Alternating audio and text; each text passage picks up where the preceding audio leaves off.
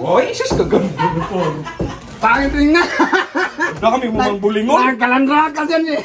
So yun guys, punta tayo kay Bululoy, no? So madaling araw pa ngayon. So biyahe na tayo kasi medyo malayo yung sa kanila para tayo makabanding ni Bululoy. So yun guys, panoorin nyo to. So naabutan tayo ng ulan guys. Layo pa. Oh yun, so yun guys, dumating na tayo dito sa Carmen, no? So anong oras na? Mag alas 12 na. So malayo talaga kay Bululoy. So puntahan na natin sa kanila. Yun. Yan yung Bululoy guys, yung bahay na yan. Ayo. Tay Pasko.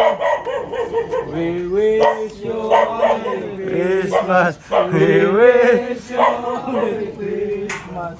We wish you Merry Christmas. And Happy New Year. Tay Pasko. Ayun guys, tingnan yung Bululoy guys. Gustuhan! Nangaruling man kami kita Bululoy. Nangaruling tayo guys ya. Nangaruling guys.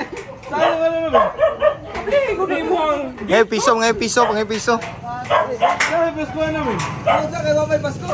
Nangaruling kami. Pinabli. Pinaskuhan!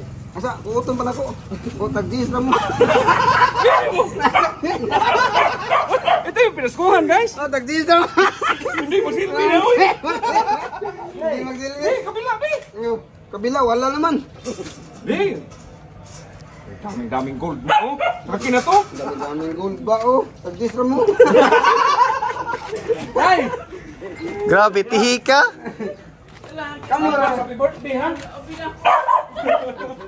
Okay, pasok tayo sa bahay ni Bululoy. Itor mo kami oh. Itor. Salan man. Dito ito yung bahay ni Bululoy. Pasigang suga mo. Ay pag tinihik lo ito.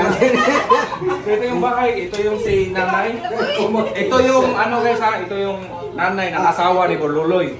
So sa kanila to. Alini, gusto mo. Nagkaroon pa kayo, bigyan mo kita ng 20 pesos. Tingnan natin kusina guys, baka mayroong adobo ba?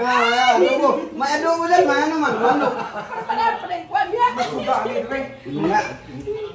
Tingnan nyo guys, kalaki na kusina guys oh. Uy, kanon. Sana mo rin. Mais man guys. Dami kasing comment na bakit hindi ko daw ako pupunta? Layo man!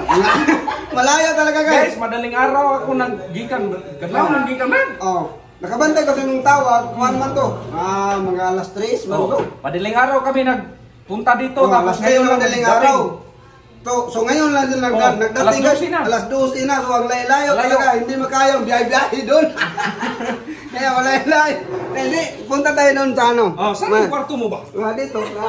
Kita natin yung kwarto mo. Sa kwarto. Woy, sus kaganda po. Pangit rin nga. Baka kami mumang bulingon. Nagkalandrakan dyan eh.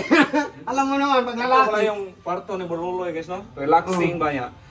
Ang asawa nito nasa ibang bansa man guys. Doon pa sa ano, sa Malaysia. Oh, Malaysia man. Tapos, so, may chick siya dito guys kasi wala mang asawa. Mahirapan tayo na. Then guys, maraming salamat sa suporta sa Vivax TV. Yun, thank you.